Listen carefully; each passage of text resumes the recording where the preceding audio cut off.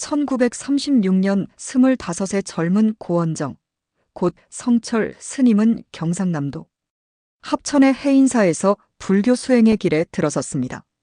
해인사는 한국 불교의 심장이라 할 수 있는 곳입니다. 13만여 장의 목판에 새겨진 8만 대장경이 보관된 이곳은 불교 경전의 보고이자 수행의 성지로 꼽힙니다. 젊은 성철은 이곳에서 부처님의 가르침을 철저히 따르며 깨달음의 씨앗을 심었습니다. 그는 세속의 모든 것을 내려놓고 오직 마음의 본질을 탐구하는 데 전념했습니다. 그의 수행은 단순한 종교적 의식이 아니었습니다.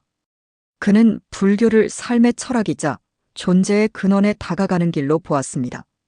이 시기 한국은 일제강점기라는 어두운 터널을 지나고 있었습니다. 불교 또한 일본의 통제 아래 위축되어 있었습니다. 많은 사찰이 세속화되고 수행의 본질은 흐려졌습니다. 하지만 성철 스님은 이런 혼란 속에서도 흔들리지 않았습니다. 그는 해인사에서 시작된 수행을 바탕으로 이후 30년간 홀로 방랑하며 자신만의 길을 개척했습니다. 그는 산속 암자에서 혹은 외딴 마을에서 경전을 읽고 명상에 잠겼습니다.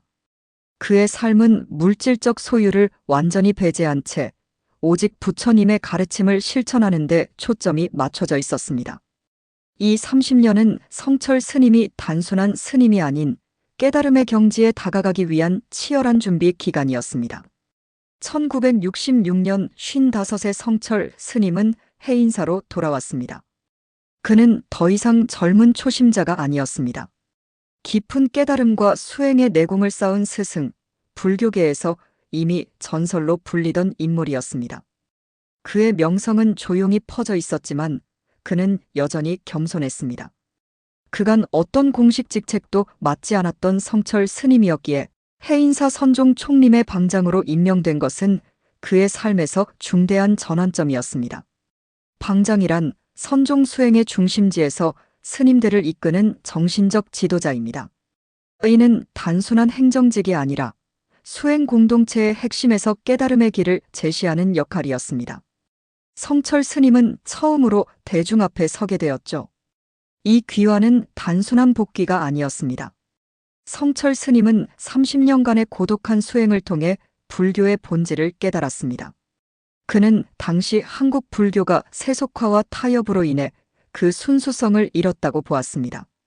많은 사찰이 관광지로 변하고 스님들은 수행보다는 의식과 행정에 치중했습니다. 성철 스님은 이런 현실을 안타까워했습니다. 그는 해인사를 불교의 본질을 되살리는 무대로 삼고자 했습니다. 그의 비전은 명확했습니다. 수행의 본질로 돌아가 부처님의 가르침을 통해 중생들에게 깨달음의 길을 열어주는 것이었습니다. 그의 겨울, 성철 스님은 100일간의 동안껏 수행기간 동안 매일 23시간씩 법문을 열었습니다. 이른바 100일 법문은 한국 불교사의 길이 남을 사건이었습니다. 동안권은 스님들이 3개월간 외부와 단절하고 집중적으로 수행하는 기간입니다. 이 기간 동안 성철 스님은 수행자들과 신도들에게 불교의 심오한 가르침을 전했습니다. 그의 법문은 단순한 강의가 아니었습니다. 그는 복잡한 불교 교리를 명쾌하게 풀어내며 모든 존재가 생멸의 환상에서 벗어나 있음을 강조했습니다. 일체가 불생불멸이다라는 그의 말은 8만 대장경의 방대한 가르침을 한 문장으로 요약한 것이었습니다.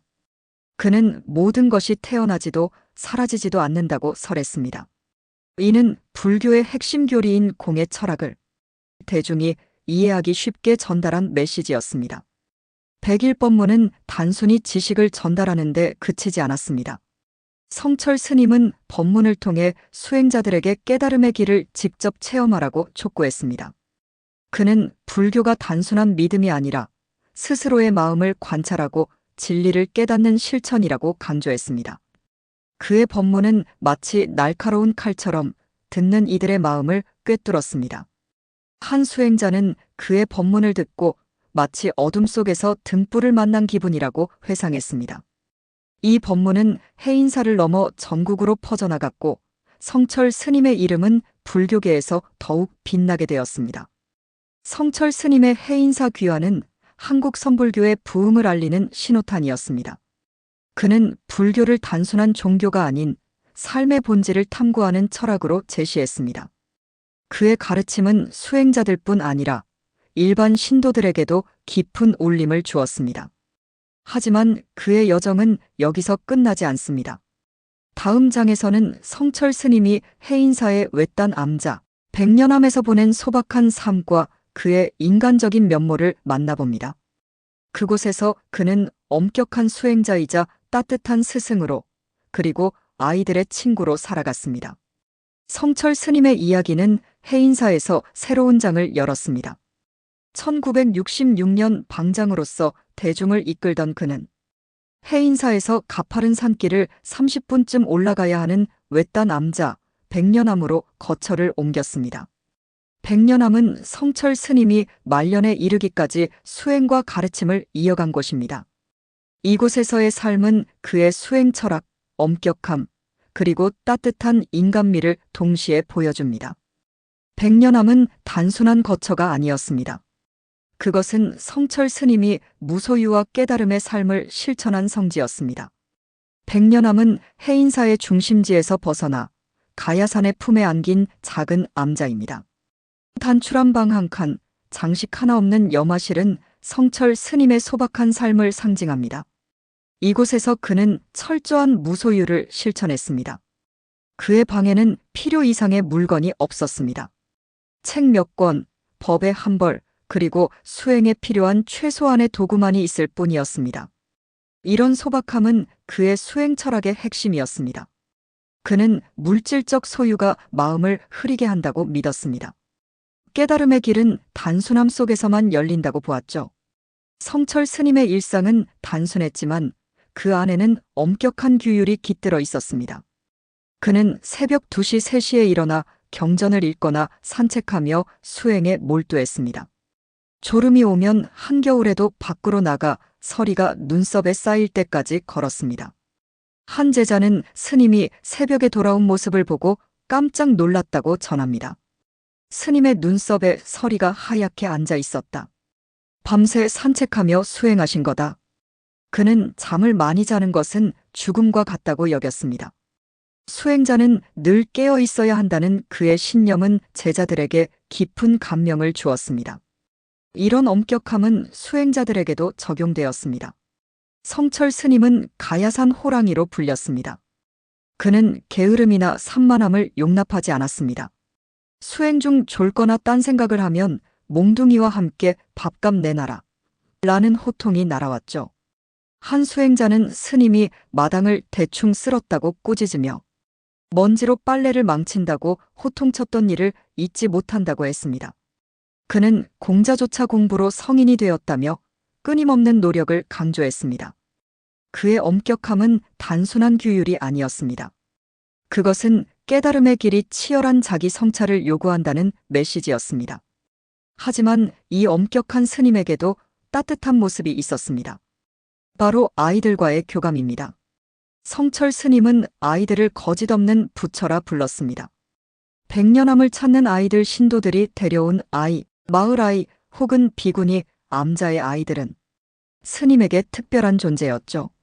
그는 아이들과 목마를 타거나 장난을 치며 천진난만하게 웃었습니다. 아이들이 방장, 방장 하고 외치면 스님은 큰 소리로 화답하며 그들과 친구가 되었습니다. 한 신도는 스님이 아이들과 노는 모습을 보고 순수한 모습에 크게 웃었다고 회상합니다. 스님은 아이들의 순수함에서 깨달음의 본질을 보았습니다. 그는 아이들과의 시간을 통해 복잡한 세상 속에서도 단순한 기쁨이 깨달음의 씨앗이 될 수 있음을 보여주었습니다. 아이들과의 교감은 단순한 일화가 아니었습니다. 성철 스님은 아이들의 순수함을 통해 수행자들에게 중요한 가르침을 전했습니다. 그는 깨달음은 순수한 마음에서 시작된다고 설했습니다. 아이들은 욕심이나 거짓 없이 세상을 바라봅니다.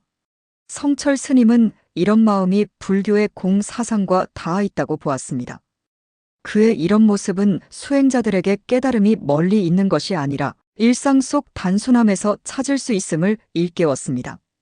백년암에서의 삶은 무소유의 철학을 생생히 보여줍니다. 성철 스님의 밥상은 솔잎가루, 삶은 콩 몇 알, 2숟갈밥이 전부였습니다. 화장지는 반장씩, 이쑤시개는 햇볕에 말려 재사용했습니다. 그는 물건 하나도 허투루 쓰지 않았습니다. 제자들은 스님이 휴지를 반으로 찢어 책상에 놓는 모습을 보며 그의 검소함에 감탄했습니다.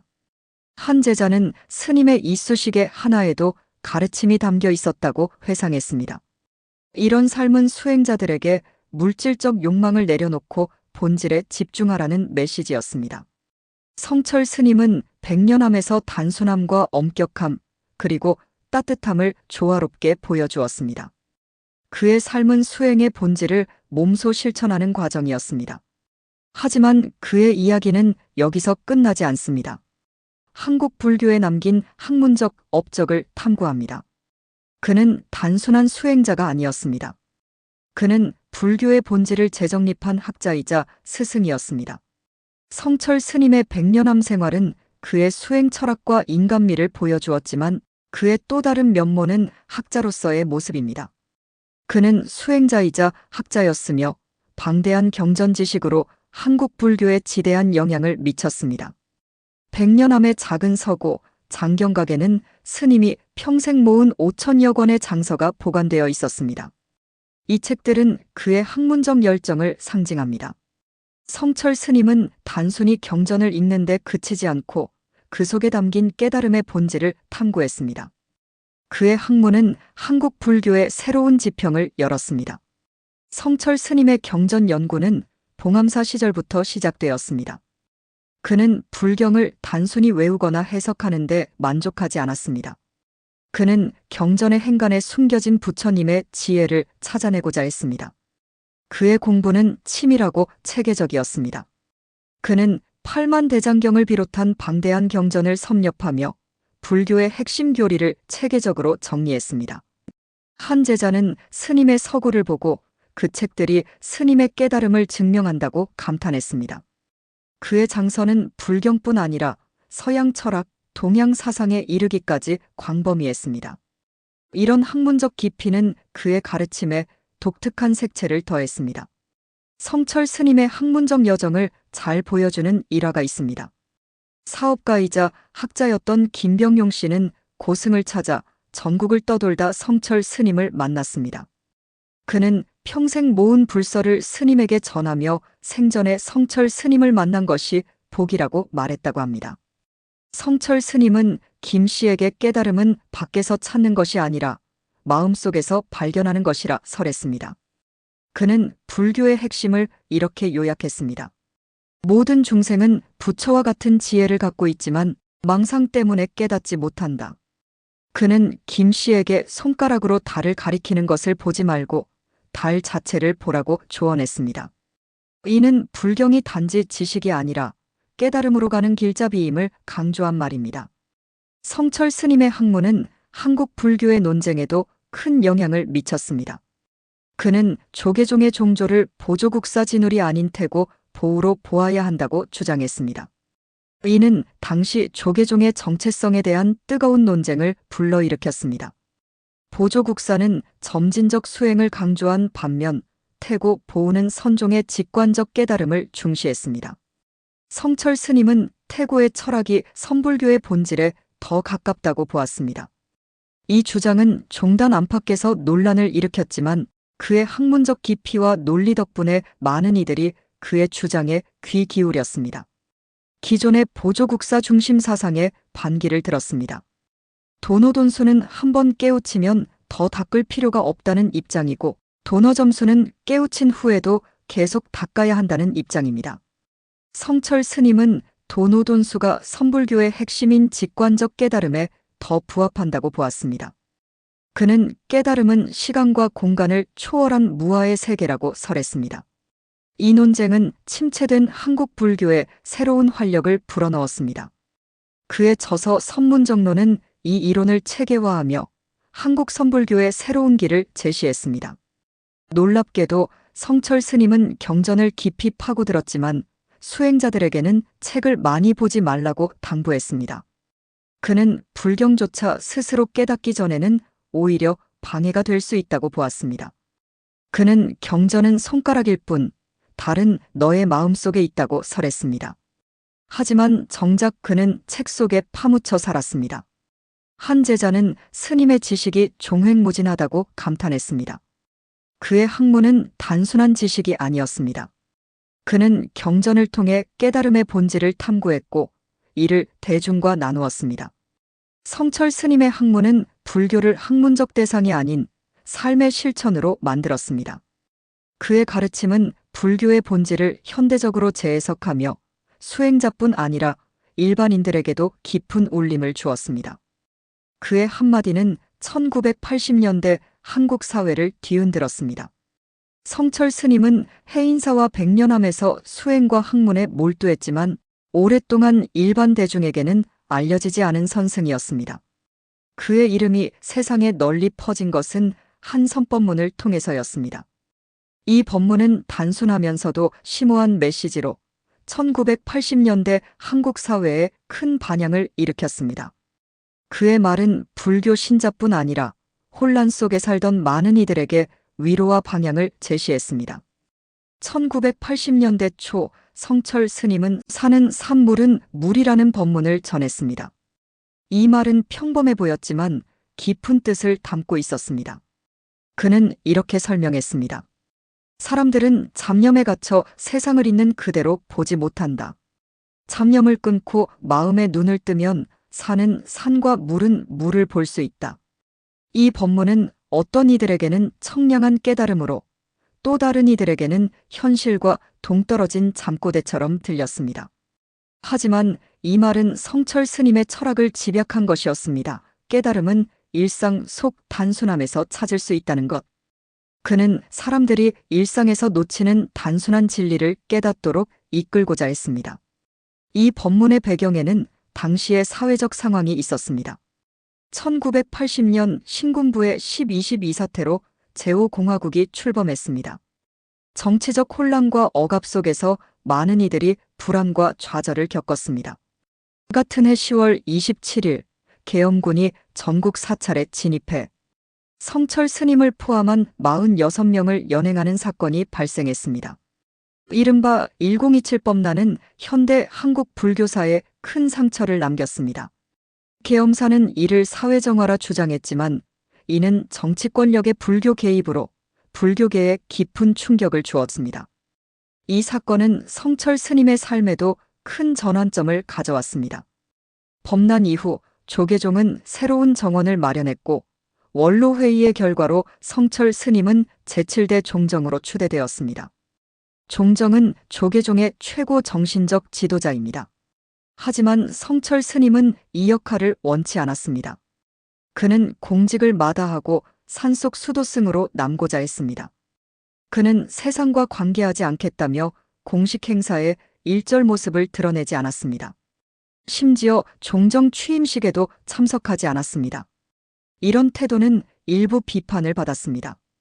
어떤 이들은 그가 불교계의 책임을 외면한다고 보았습니다. 하지만 그의 신념은 확고했습니다. 깨달음의 길은 시비와 세속을 초월해야 한다는 것. 성철 스님의 선법문은 이런 철학을 대중에게 전하는 창구였습니다. 사는 산 모르는 단순한 말이 아니었습니다. 그는 이 법문을 통해 사람들이 일상 속에서 깨달음을 찾도록 촉구했습니다. 그는 마음의 눈을 뜨라고 설했습니다. 이는 불교의 공사상을 일상적으로 풀어낸 메시지였습니다. 그는 사람들이 욕망과 망상에 사로잡혀 진리를 보지 못한다고 보았습니다. 그의 법문은 단순했지만 그 단순함 속에 깊은 지혜가 담겨 있었습니다. 이 법문은 불교 신자뿐 아니라 일반인들에게도 큰 영향을 미쳤습니다. 1980년대의 혼란 속에서 그의 말은 많은 이들에게 위로와 방향을 제시했습니다. 한 신도는 스님의 법문은 마치 어둠 속에서 길을 찾게 해주는 등불 같았다고 회상했습니다. 그의 메시지는 불교를 종교적 틀에 가두지 않고 삶의 철학으로 확장시켰습니다. 그는 사람들이 일상에서 깨달음을 찾을 수 있다고 믿었습니다. 성철 스님의 법문은 그의 삶의 연장선이었습니다. 그는 백년암에서 소박하게 살며 세속의 명예와 권력을 멀리했습니다. 그의 삶과 가르침은 일관되었습니다. 깨달음은 단순함과 진실함 속에서 발견된다는 것. 그의 열반은 단순한 죽음이 아니었습니다. 그는 우리에게 진정한 사리를 남겼습니다. 성철 스님의 삶은 해인사에서 시작되어 백년암에서 완성되었습니다. 그는 수행, 학문, 가르침을 통해 한국 불교의 깊은 족적을 남겼습니다. 그의 마지막 여정과 그가 우리에게 남긴 유산은 오늘날에도 여전히 빛납니다. 그의 삶은 단순한 스님의 이야기가 아니라 우리 모두에게 자기답게 사는 법을 묻는 거대한 질문이었습니다. 성철 스님은 백년암에서 철저한 무소유의 삶을 실천했습니다. 그의 염화실은 장식 하나 없는 소박한 방이었습니다. 청소조차 엄격한 규율 아래 이루어졌습니다. 휴지는 반장씩, 이쑤시개는 재사용하며 그는 물건 하나도 허투루 쓰지 않았습니다. 그의 밥상은 솔잎가루와 콩 몇 알, 2숟갈밥이 전부였습니다. 한 제자는 스님의 밥상을 보고 욕심이 부끄러워졌다고 회상했습니다. 그의 삶은 단순했지만 그 단순함 속에 깊은 지혜가 있었습니다. 스님은 걸사 정신을 강조했습니다. 이는 무소유를 바탕으로 한 가난한 상, 즉 밥그릇 하나로 살아가는 태도를 뜻합니다. 그는 절에 시주물이 쌓이면 수행이 게을러진다고 보았습니다. 그래서 탁발로 모은 쌀을 어려운 이웃에게 나누었습니다. 한 신도가 탁발한 쌀을 어찌 먹냐고 하자 스님은 내가 먹는 건 내 것이라며 웃었다고 합니다. 그는 탁발한 쌀을 이웃에게 나누며 내가 잠시 맡아달라고 농담을 건넸습니다. 이런 모습은 그의 무소유 철학을 생생히 보여줍니다. 성철 스님은 제자들에게도 엄격했습니다. 그는 상좌를 두지 않으려 했습니다. 모두 부처님의 제자라며 개인적 문파를 만드는 것을 경계했습니다. 하지만 그의 가르침에 감화된 이들이 간청하자 결국 36명의 상좌를 두었습니다. 그는 제자들에게 공부하라, 깨달음은 노력으로 얻는다고 설했습니다. 그의 가르침은 단순한 말이 아니었습니다. 그는 제자들에게 스스로 깨닫는 길을 걷도록 이끌었습니다. 1993년 11월 4일 아침 7시 반, 성철 스님은 82세의 나이로 열반에 들었습니다. 그의 다비식에서 사람들은 사리의 수에 주목했지만 스님은 물질적 흔적보다 더 큰 유산을 남겼습니다. 낡은 법의 한벌, 겨울 양말, 안경, 고무신 이것이 그가 남긴 전부였습니다. 하지만 그의 진정한 사리는 깨달음의 가르침이었습니다. 그는 사리를 통해 자신의 삶을 평가받길 원치 않았습니다. 그는 삶 자체가 가르침이라고 설했습니다. 성철 스님은 스님으로서 스님답게 살았습니다. 그는 권력과 부를 멀리하고 자신에게 엄격하며 깨달음의 길을 걸었습니다. 그의 삶은 단순했지만 그 단순함 속에 깊은 지혜가 있었습니다. 그는 우리에게 묻습니다. 너는 너답게 살고 있느냐? 오늘날 자기답게 사는 것이 귀한 시대에 성철 스님의 질문은 여전히 울립니다. 그의 가르침은 불교 신자뿐 아니라 삶의 의미를 찾는 모든 이들에게 영감이 됩니다. 성철 스님의 삶은 한편의 수행기였습니다. 해인사에서 시작된 그의 여정은 백년암에서 완성되었고 그의 가르침은 우리 마음속에 살아 있습니다. 그는 우리에게 단순함 속에서 진리를 찾으라고 설했습니다. 그의 유산은 물질이 아니라 깨달음의 씨앗입니다. 오늘 성철 스님을 통해 그의 삶을 되새겼기를 바랍니다. 그의 질문이었던 너는 너답게 사는가? 를 가슴에 품고 우리도 각자의 길을 걸어가 봅시다. 오늘 내용이 유익했다면 희망찬 댓글을 부탁드립니다. 또한 새로운 가르침을 원하신다면 구독과 좋아요로 함께 해주세요. 감사합니다.